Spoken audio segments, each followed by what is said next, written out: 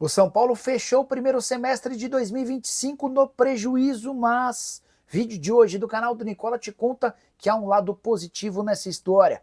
Preciso responder também se existe alguma mínima chance de Miguel Ángel Borja, ex-jogador do Palmeiras, pintar como reforço no Corinthians. Quero te atualizar também sobre a Lazio, colocando um ponto final nas especulações envolvendo Tati Castellanos e o Flamengo. Bora te trazer ainda detalhes sobre o futuro do Wendel, volante que pertence ao Zenit e que quer jogar no Brasil. Falo também sobre o Palmeiras e especulações envolvendo um volante uruguaio e o goleiro Tadeu do Goiás. Tudo sobre o futuro de Mike, as últimas no mercado, bastidores, finanças e Gregory, enfim, vendido para o futebol do Catar.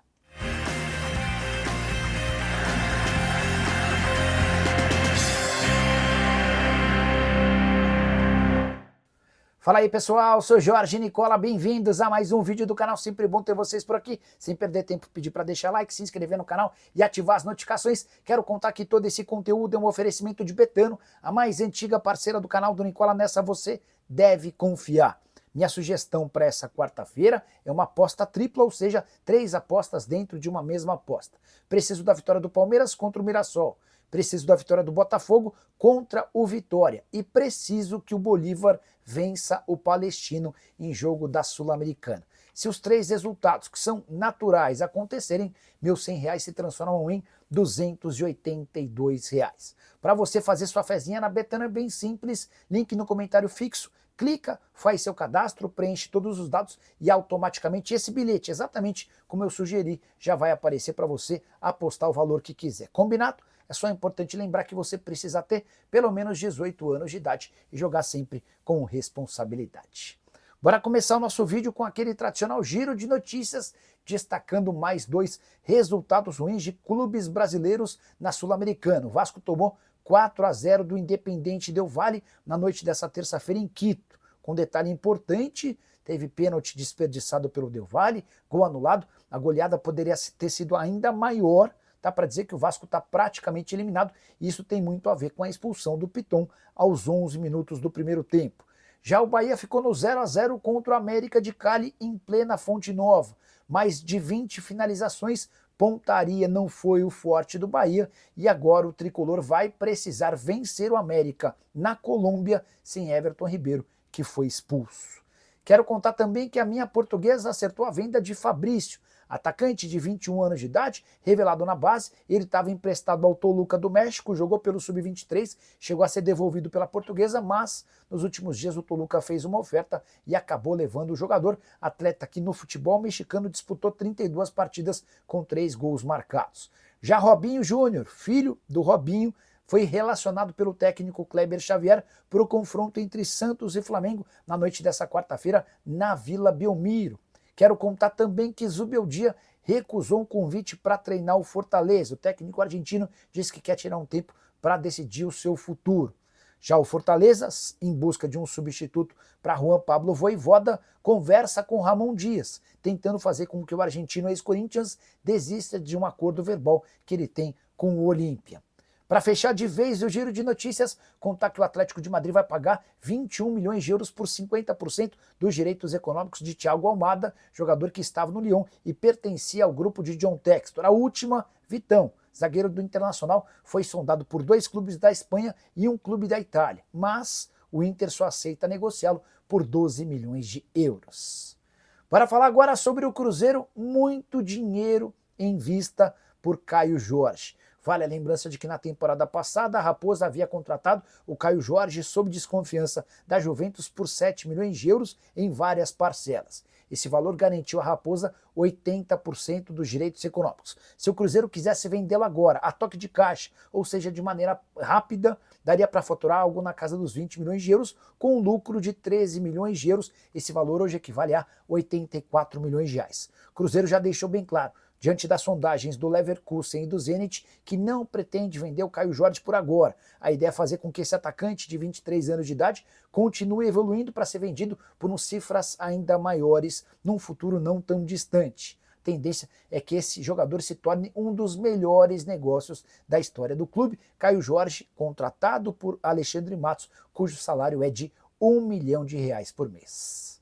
Preciso te atualizar agora sobre o Botafogo e a novela envolvendo o futuro de Gregory, enfim, viveu seu capítulo final. Na noite dessa terça-feira, o Botafogo se acertou com o Al Rayyan para venda em definitivo do Gregory. Cifras não foram reveladas, imagino que o martelo tenha sido batido por 7 milhões de dólares, valor da multa rescisória com pagamento à vista. O Textor já havia deixado bem claro que não tinha intenção de negociar o jogador, a menos que o Al Rayyan do Catar exigisse, ou melhor, que fizesse o pagamento total da multa de maneira à vista, sem qualquer parcelamento.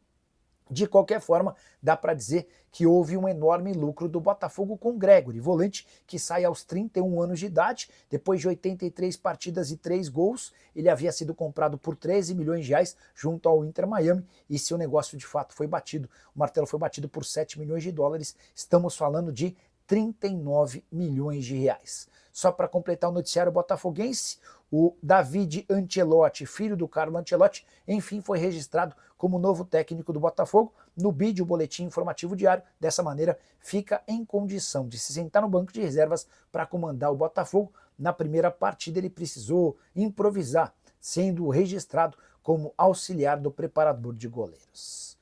Bora falar agora sobre o futuro de Mike.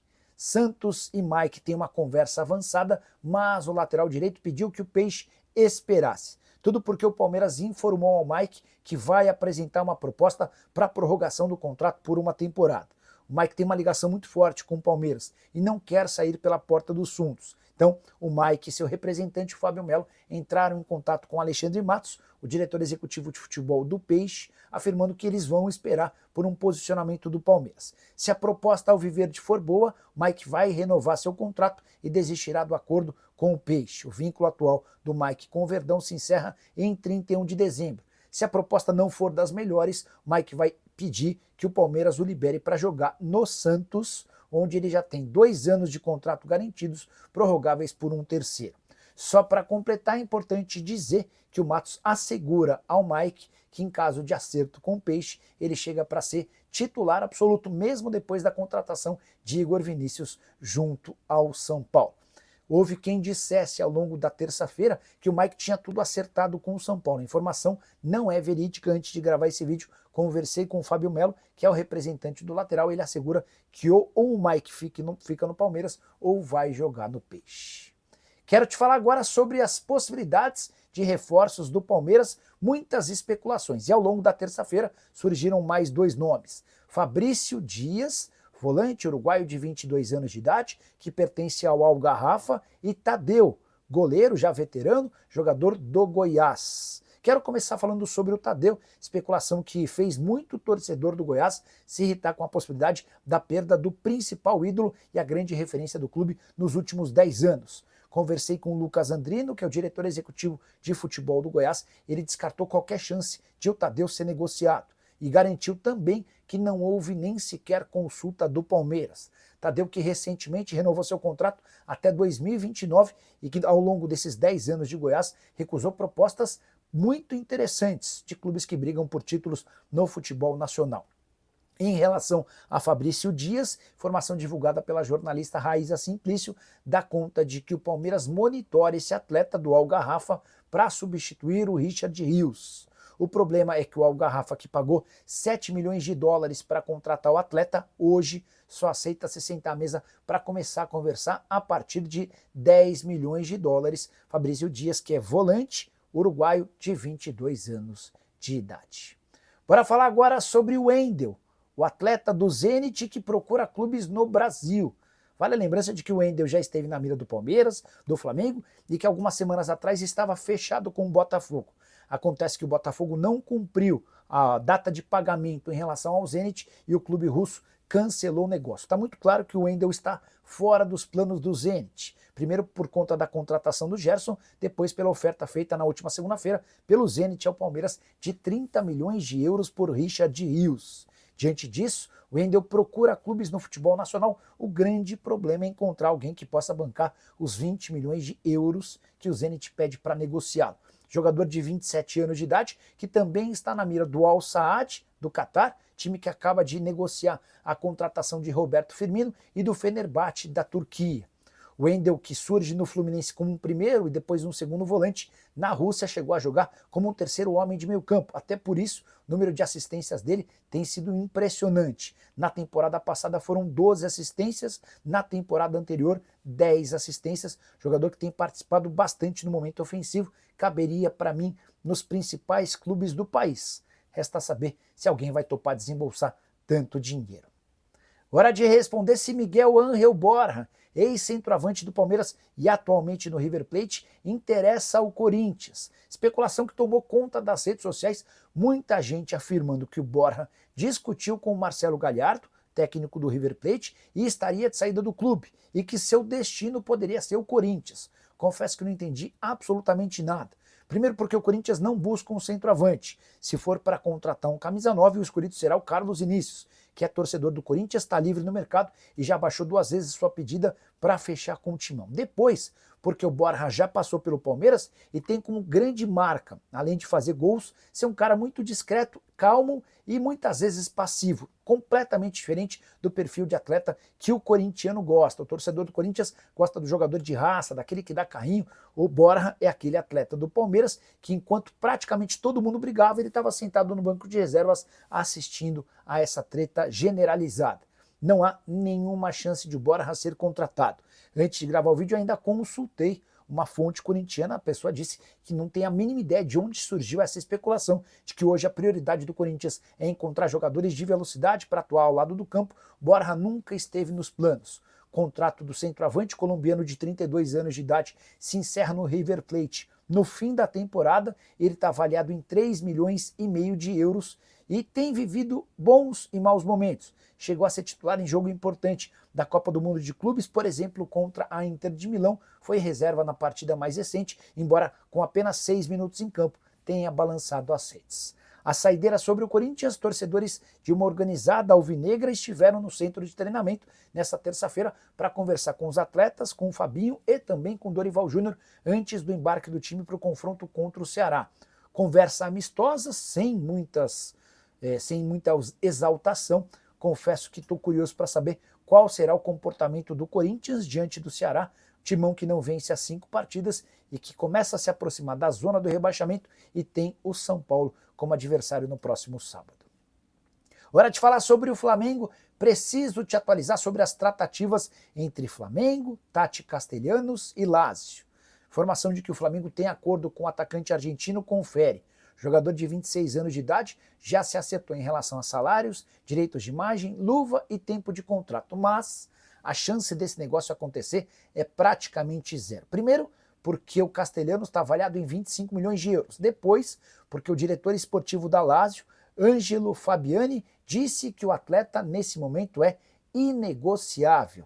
Um mês atrás, o West Ham da Inglaterra chegou a procurar a Lazio com uma sondagem para entender as condições do negócio e foi avisado, assim como o Flamengo, de que a Lazio não tem a intenção de negociar. O Flamengo já não conseguiria pagar os 25 milhões de euros, hoje o valor de mercado do Tati Castellanos. Se a Lazio não topa nem fazer negócio por 25 milhões de euros, dá para dizer que a chance desse acordo é praticamente zero. O Castellanos havia sido escolhido pelo José Boto e pelo Felipe Luiz como o centroavante ideal para substituir o Pedro, que está cada vez mais distante da Gávea, não foi relacionado para a partida dessa quarta-feira contra o Santos na Vila Belmiro, segundo jogo seguido em que o Pedro nem sequer é utilizado ou nem sequer vai para o banco de reservas. Vale a lembrança de que depois das críticas fortes feitas pelo Felipe Luiz contra o Pedro, após a vitória contra o São Paulo, o Pedro soltou uma nota criticando as declarações polêmicas do treinador. Só para arrematar, em relação a reforços, o Flamengo monitora uma série de opções no mercado, mas também está muito atento à possibilidade de vendas e qualquer novidade eu conto para vocês. Beleza? Bora fechar o vídeo com informação exclusiva. São Paulo fechou o primeiro semestre de 2025 com um prejuízo de 31 milhões e 800 mil reais. Isso significa que ao longo dos 6 primeiros meses do ano, São Paulo gastou quase 32 milhões a mais do que aquilo que arrecadou. O número pode causar preocupação, mas é importante destacar que a projeção do São Paulo para o primeiro semestre indicava um prejuízo de 45 milhões e 800 mil reais. Ou seja, o São Paulo conseguiu ficar 14 milhões de reais com um prejuízo menor em 14 milhões na comparação com aquilo que havia sido projetado. É sempre importante lembrar que os clubes brasileiros faturam mais no segundo semestre do que no primeiro, entre outros motivos, porque várias das premiações e cotas de televisão são depositadas nos últimos 6 meses do ano. Um ponto importante a se destacar é que o São Paulo fez várias vendas ao longo de 2025 no primeiro semestre. A venda do Alves ainda cai no mês de julho, mas não há expectativa de outras grandes transferências, o que pode impedir o São Paulo de conseguir um resultado melhor. Tricolor que tem batido à risca tudo que está sendo planejado pelo FIDIC, porque até para seguir aquilo que está combinado nesse fundo de investimentos que está captando dinheiro, São Paulo não pode gastar mais do que aquilo que está orçado. Até por isso, muita dificuldade na contratação de atletas. Hernan Crespo pede um lateral direito e mais um ponta. Se esses jogadores chegarem, você pode ter certeza que chegarão de graça ou por empréstimo. Imaginar que o São Paulo faça compras nesse momento está completamente descartado. Curtiu o vídeo? Não esquece de deixar like, de se inscrever no canal. A gente se encontra assim que surgir notícia.